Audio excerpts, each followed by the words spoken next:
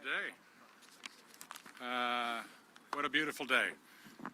Thank you, everyone. My name is Doug Guzman. I'm Chief Executive Officer of the Defence Investment Agency, and it is a real privilege to be here in Halifax at the heart of Canada's defence ecosystem.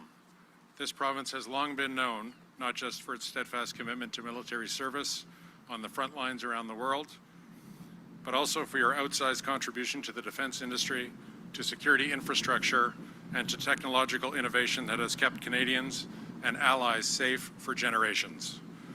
As CEO of the agency, I've witnessed firsthand the dedication of those who serve our country, as well as the skills and ingenuity of the many Canadians working in the defence industry, making sure our brave women and men in uniform have what they need and have that when they need it. But we know that improving how Canada delivers defence capabilities is more urgent than it's been before. Our new defence industrial strategy is the North Star for improved defence procurement.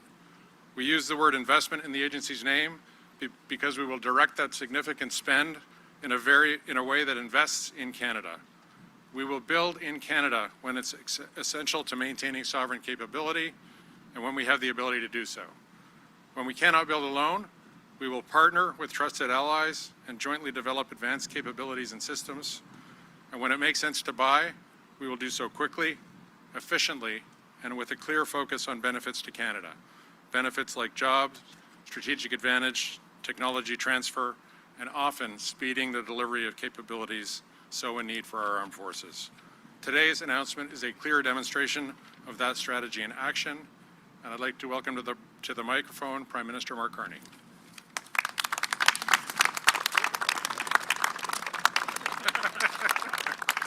Well done. Thank you. Thank you very much, Doug. And let me salute the work that Doug Guzman and the Defence Investment Agency have done in a very short period of time. You're going to hear about the impact of that. I'd also like to begin by acknowledging the leadership of the Minister of Industry, Mélanie Joly, and the Minister of National Defence, and the partnership, along with Secretary of State Fuhr, the whole government, getting us to where we are. I want to salute my caucus colleagues, Cody Blois, Chris D'Entremont, Alana Hurdle, Braden Clark, and Jaime Batista.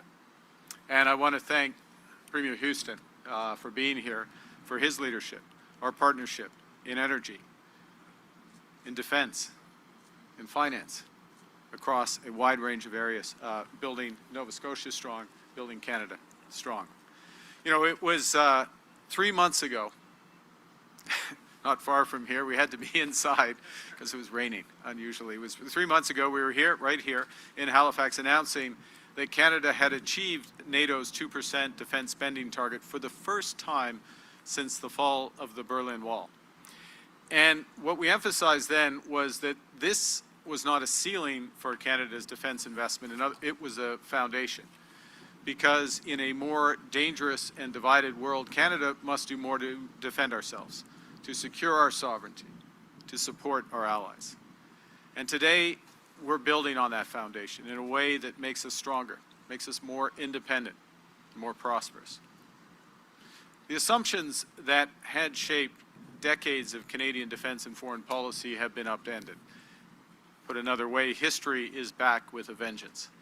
We face numerous and growing threats, from incursions in our Arctic to attacks in our cyberspace. The nature of warfare is changing rapidly, driven by a proliferation of drones, autonomous systems, hypersonic missiles, to name a few. The world's changed, Canada must change with it. Nowhere is that more evident than on our seas and in our Arctic. Our Arctic is becoming integral to the security of North America and to the security of NATO's western flank. Our frozen seas are increasingly open, bringing new threats and opportunities. Commercial vessels can increasingly transit our waters, shortening the journeys between continents, connecting us to the world's largest markets. Canada's allies are relying on our resources, including critical minerals, to secure their supply chains. More menacingly, authoritarian regimes are increasingly assertive. The burdens within our traditional alliances are shifting, and middle powers such as Canada are seeking greater strategic autonomy through partnerships amongst the like-minded. we must meet both the realities of a changing climate and that new geopolitical landscape. The sovereignty of our country, bounded by 3 oceans and the world's longest coastline, depends on our maritime capabilities, and I want to salute the women and men of Canada's Navy for leading that. Thank you. We need to give them the right equipment, the right tools, the right capacities to do their jobs. And first, we need to be aware of what's in, what's over, and what's under our vast territory. And that's why we're investing in a new fleet of P-8 Poseidon patrol aircraft. That's why we're investing in Arctic over-the-horizon radar. Secondly, we obviously need to be able to defend those waters, which is why we're building 15 River-class destroyers and an entirely new fleet of polar icebreakers and Arctic patrol vessels. And it's why we're here today, to announce an ambitious investment in new best-in-class submarines. Les sous-marins peuvent patrouiller sans être détectés, empêcher les adversaires d'accéder à notre territoire, recueillir des renseignements et projeter notre puissance dans des zones où aucun autre appareil ne peut opérer aussi efficacement. Depuis des décennies, le service sous-marinier du Canada s'acquitte de ses responsabilités avec brio. Toutefois, nos sous-marins de la classe Victoria arrivent à la fin de leur durée de vie opérationnelle. Seul l'un de ces 4 sous-marins est encore en état de naviguer, une capacité insuffisante pour assurer une présence crédible sur plus de nos 3 côtes à la fois, c'est évident. Les marins qui servent à bord de ces appareils ont déployé des efforts extraordinaires pour maintenir cette capacité essentielle pour le Canada. Cependant, le dévouement à lui seul ne suffit pas à remplacer la modernisation. Today, as part of our commitments to defend Canada and to support our allies, I'm pleased to announce that Canada has selected TKMS as the preferred supplier for Canada's patrol submarine project.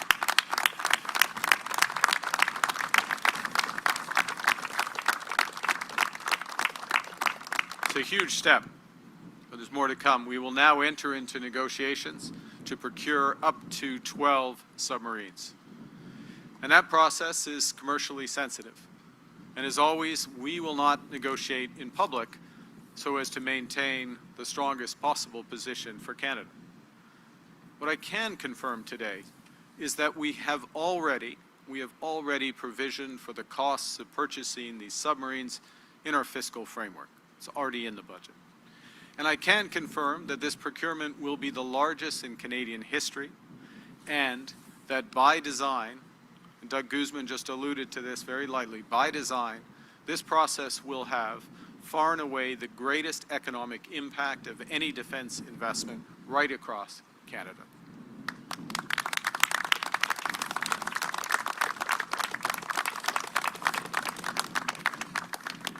Now, we're preserving our options in the event that negotiations with TKMS are unsuccessful. We don't expect that, but if they are unsuccessful, Canada retains the right to designate Hanwha Ocean, currently the reserve supplier, as the preferred supplier and enter into negotiations with them. And I want to be clear that this was a difficult, close decision between 2 highly qualified suppliers. Both the TKMS and the Hanwha platforms met the capabilities, the very high capabilities of the Royal Canadian Navy, and both of them put forward strong proposals to maximize the benefits for Canadian workers and businesses. On behalf of the government, on behalf of the Canadian people, I would like to thank both bidders for the extraordinarily thoughtful, comprehensive, and cooperative proposals that they and their government submitted.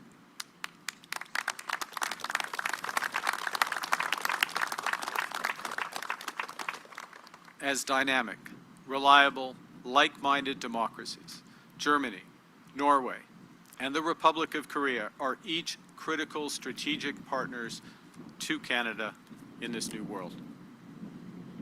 Now, in the end, this decision was about choosing the absolute best platform and partnership to meet Canada's combined strategic, security, and economic interests.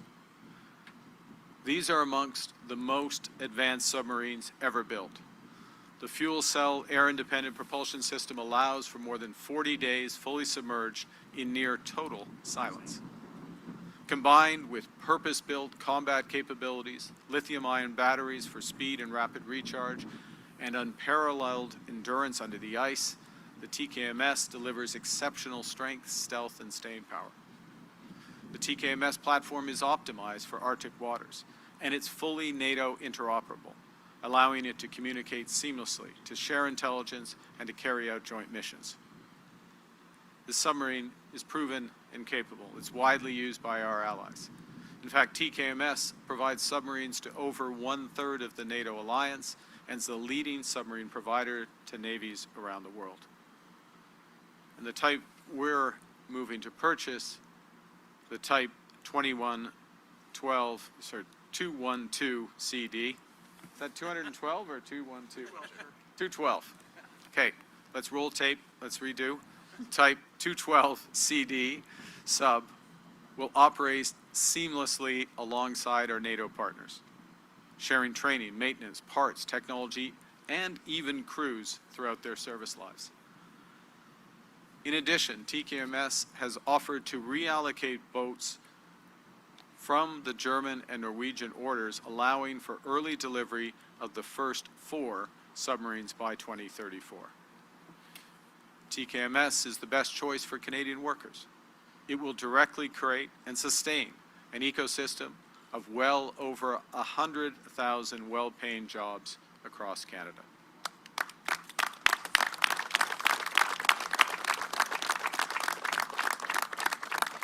And in its initial phase, this project will put Canadians to work on the direct construction of these submarines.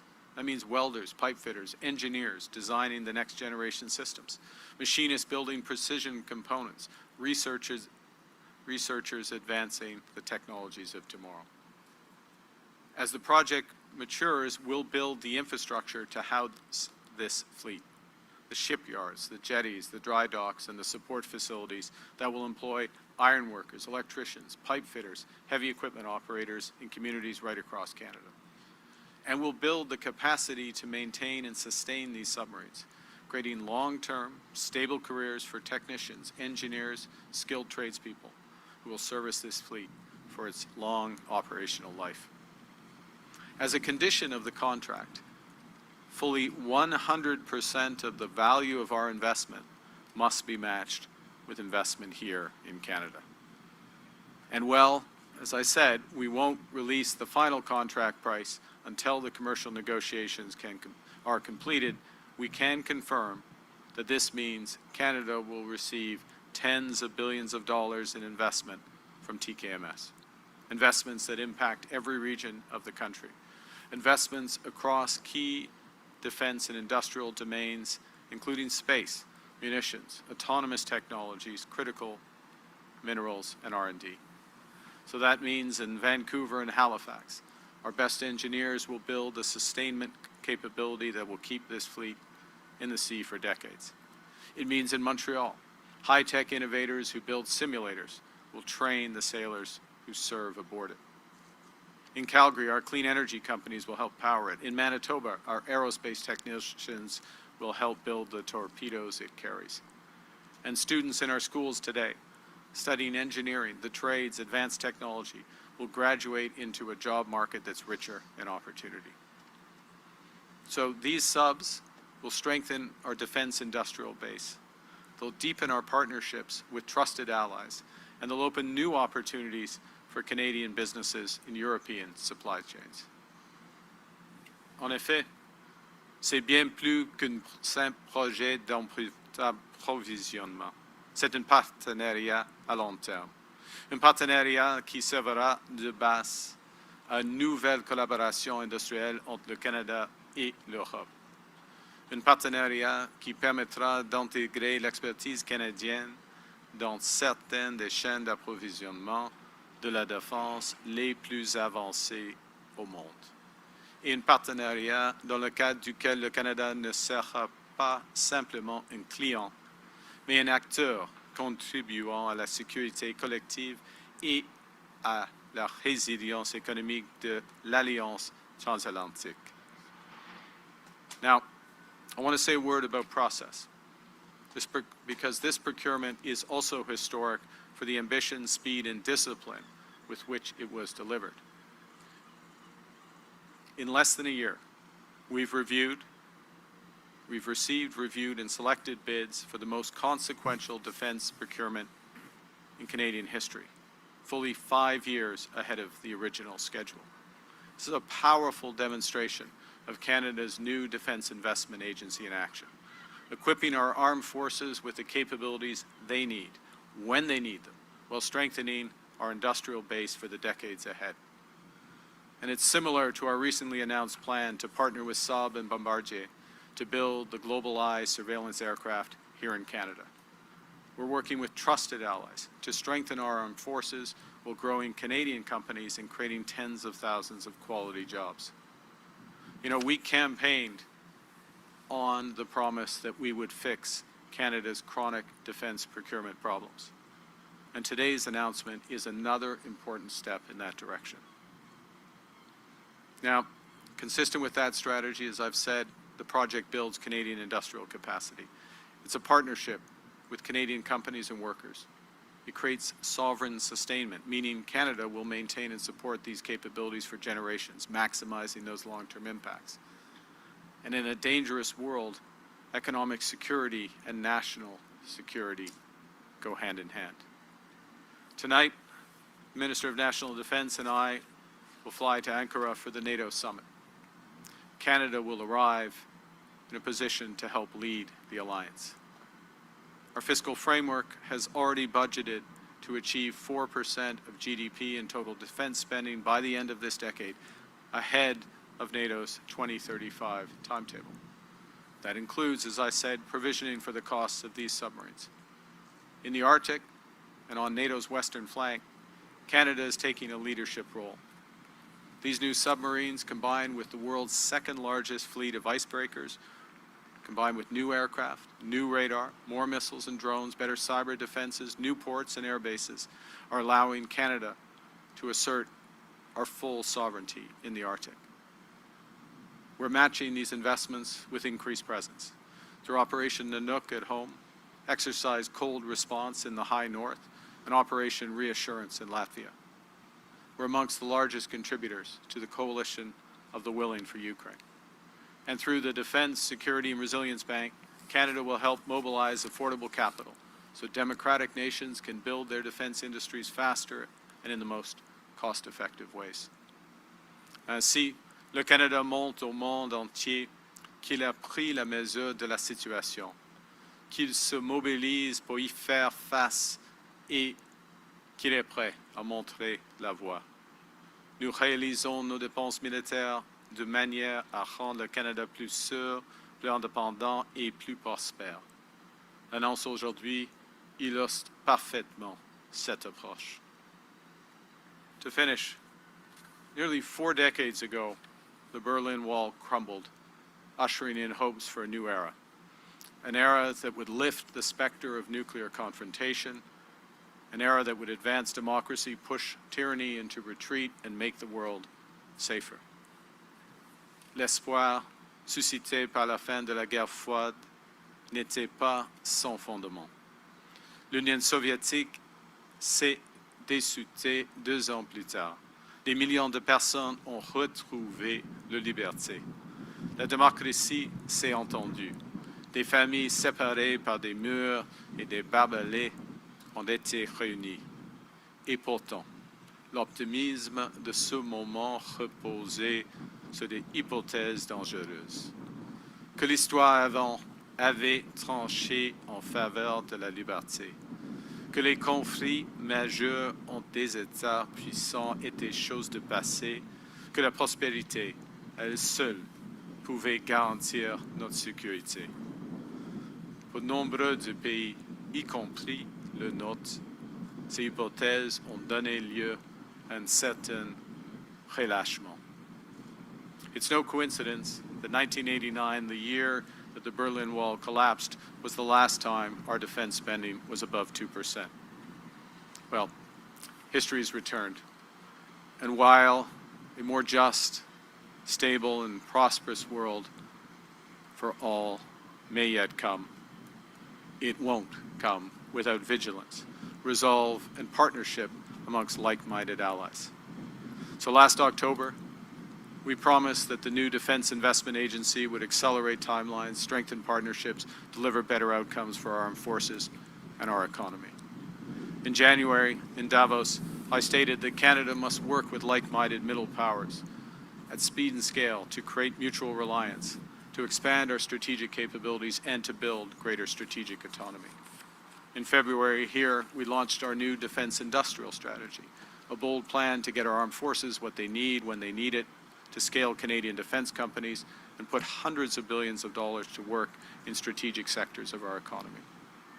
Well, we're turning those commitments into action, because tyranny is no longer in retreat, because the threats we and our allies face are real and varied, because they must be met head-on by a Canada prepared to defend our interests, protect our citizens, build our economy, and secure our future, and because we are Canada strong. Thank you very much. Merci beaucoup. Thank you, Prime Minister. We'll now turn to questions. Nous allons maintenant prendre les questions des médias. Première question, first question.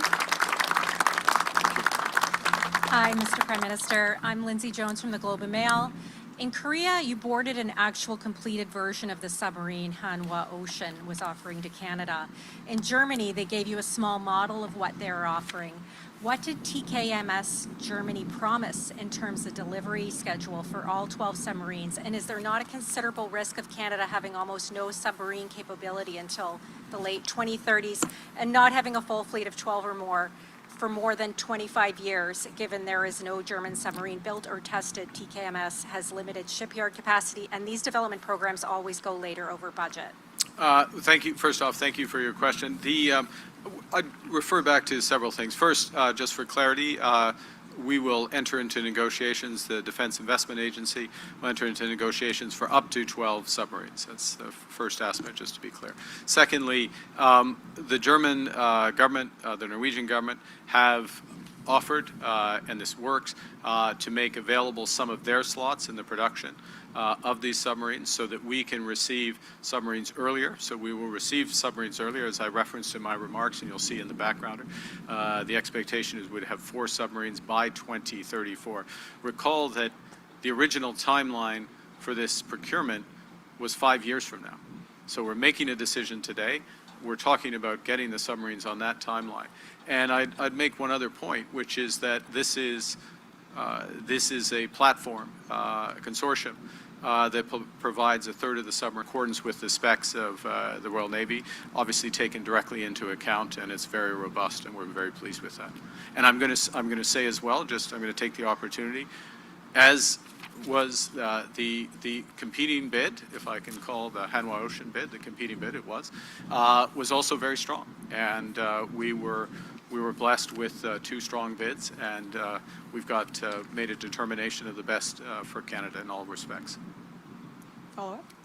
Okay, and to follow up, are you not worried about a totally European focus for our international efforts and setting up a similar reliance with Europe like we've had with the U.S.?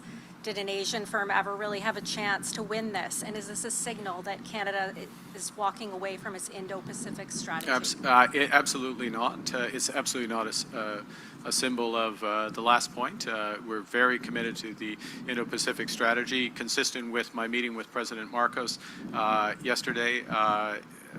last week. I will be at ASEAN and APEC later this year. I spoke with President Lee of Korea over the course of the weekend. There are a series of other initiatives Canada and Korea are pursuing that build our economic resilience and our security footprint as one very important example. So, and I would remind as well that we are engaged intensively in trade negotiations with India and Prime Minister Modi and I met recently, reconfirmed our intention to complete those negotiations by the end of this year. I can give you more examples, but there's a lineup behind you. Thank you. Thank you. Next question. Prochaine question. Hi, thank you, Prime Minister. It's Aaron Beswick from the Chronicle Herald. Just up the road in Hawkesbury, there's a proposed green hydrogen export facility. Yes. And it's waiting on, basically, to get the go-ahead on whether to construct on the H2 global auction, which your government committed $300 million to, as did the German government. What I'm wondering is, as part of the industrial benefits, is green hydrogen, ammonia, purchasing from Canada and, you know, building facilities like that, is that part of what's being negotiated with Germany? I'm going to give you a slightly coy answer in the following respect. There's a series of industrial benefits that have been discussed.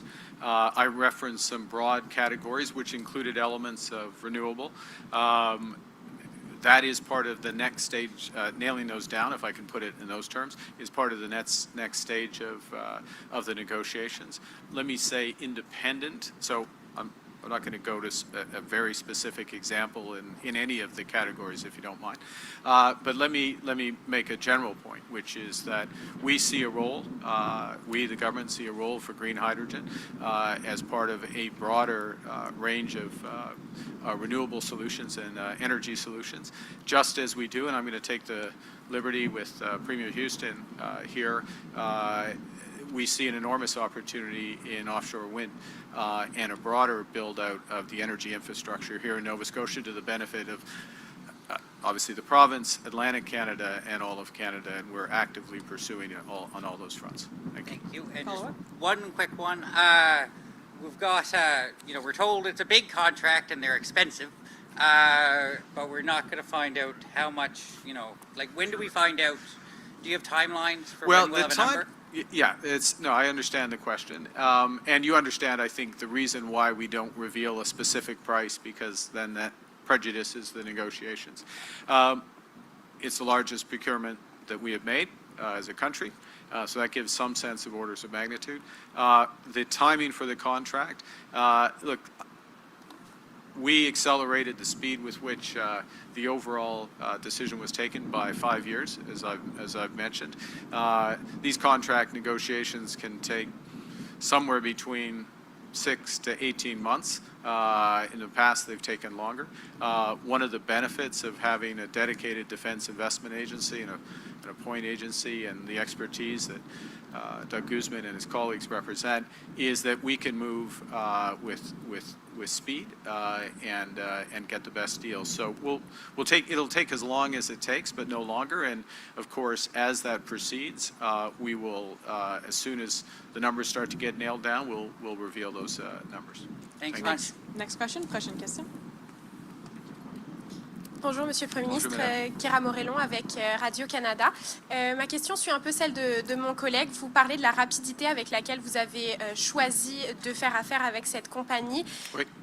À quelle rapidité est-ce qu'on peut s'attendre à avoir une signature, des détails concrets sur ce dont vous vous engagez? OK, c'est une question importante.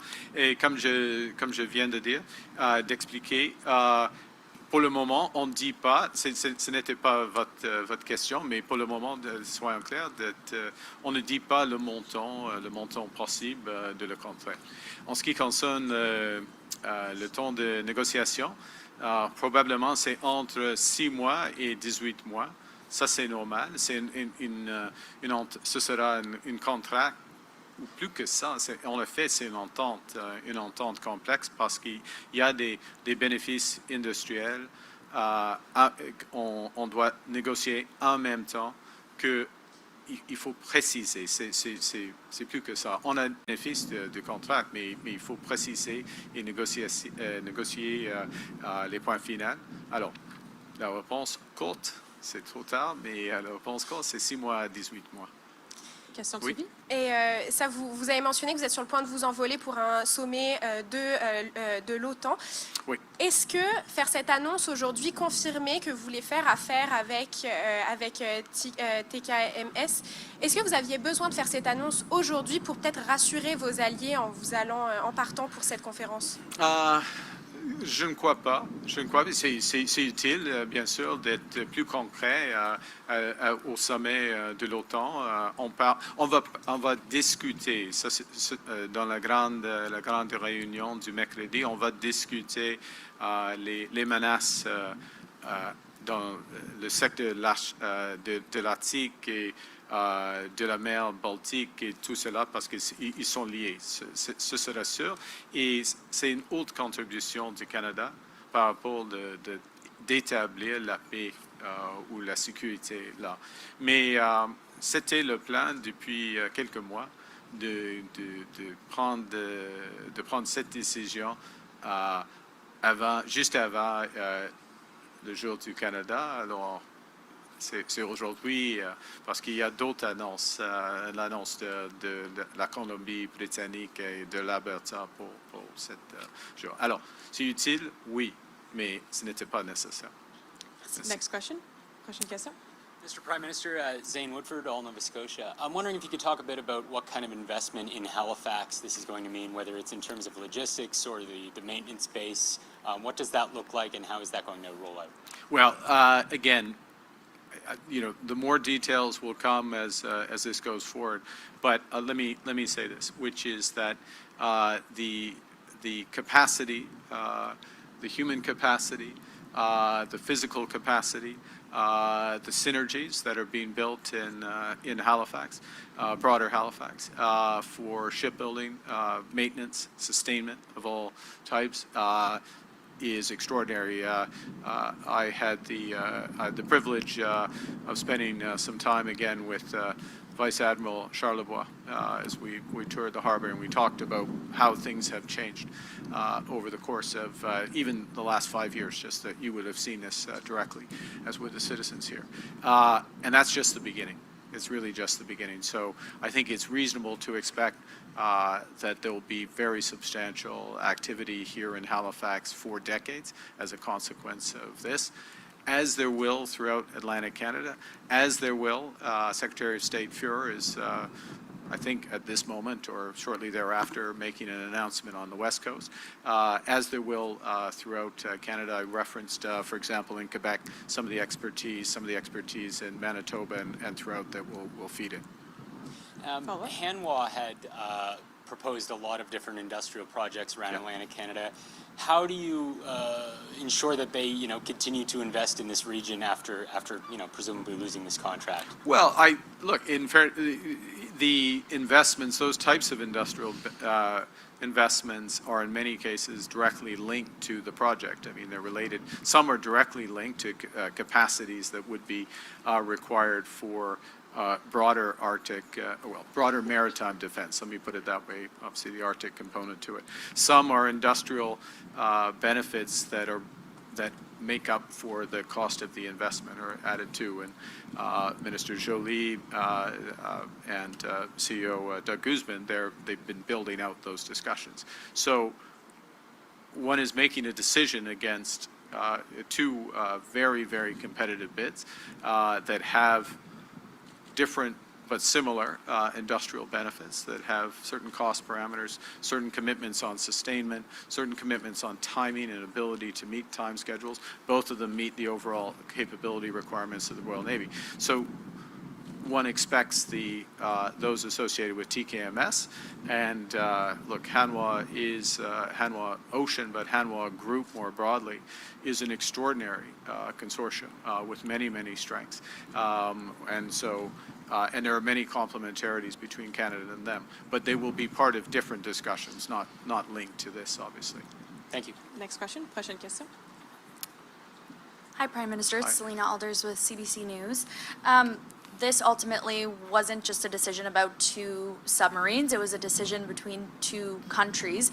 What's your message to the South Koreans, presumably the disappointed party today? Yeah, well, our message, and I had a long conversation, a cordial conversation with President Lee on the weekend, a leader I hold in extremely high regard. And we had a discussion, obviously, about this. I understand the disappointment, particularly given the strength of the bid, and these are tough decisions.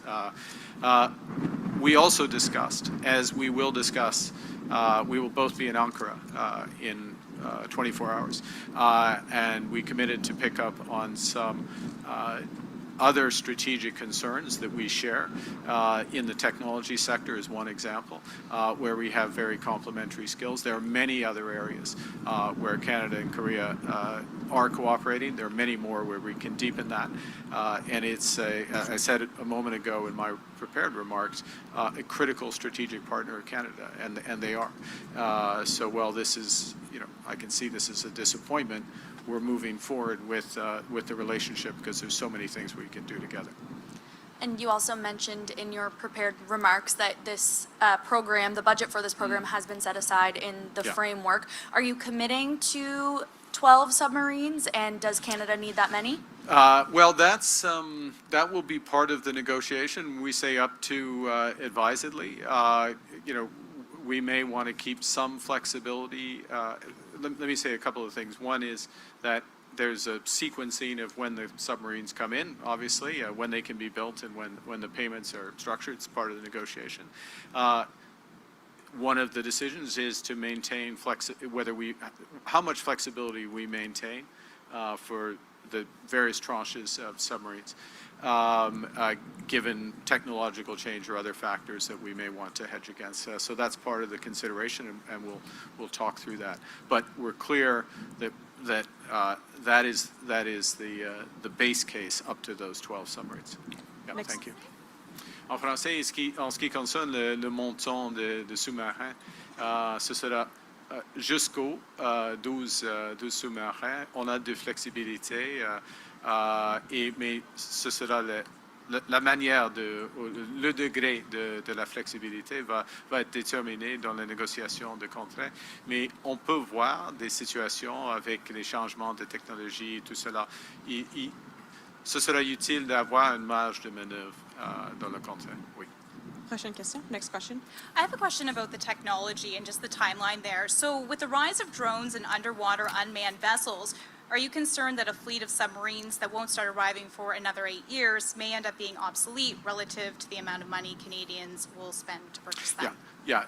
This is super, and this is something that we have, and the experts in the Royal Navy and with our allies, and I'll give you an example with our allies, and you're not relying on my expertise, I'm not an expert, but I'll give you examples. So when I was a few months ago in Norway for Operation Cold Response, and with actually Chancellor Merz, Prime Minister Stora, Prime Minister Starmer of the UK was there, a number of other leaders.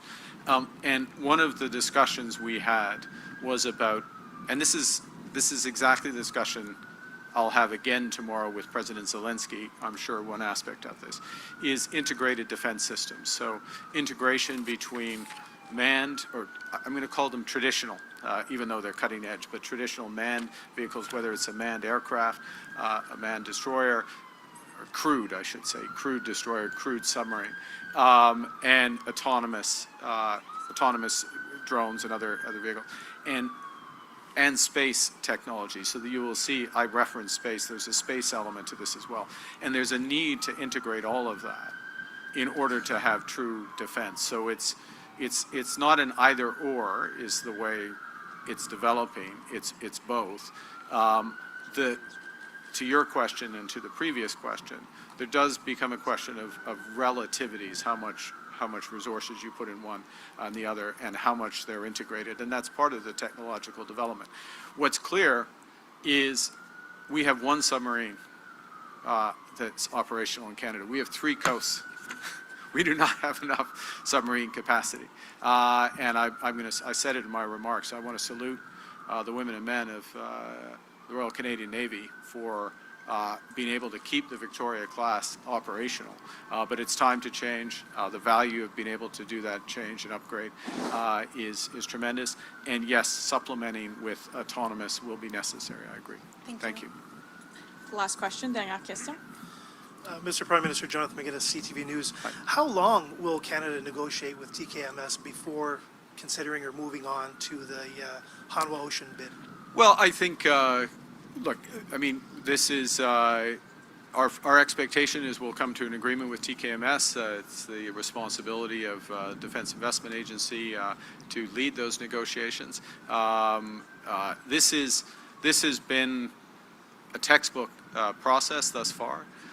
We had very detailed submissions that there was an opportunity for both parties to respond to questions,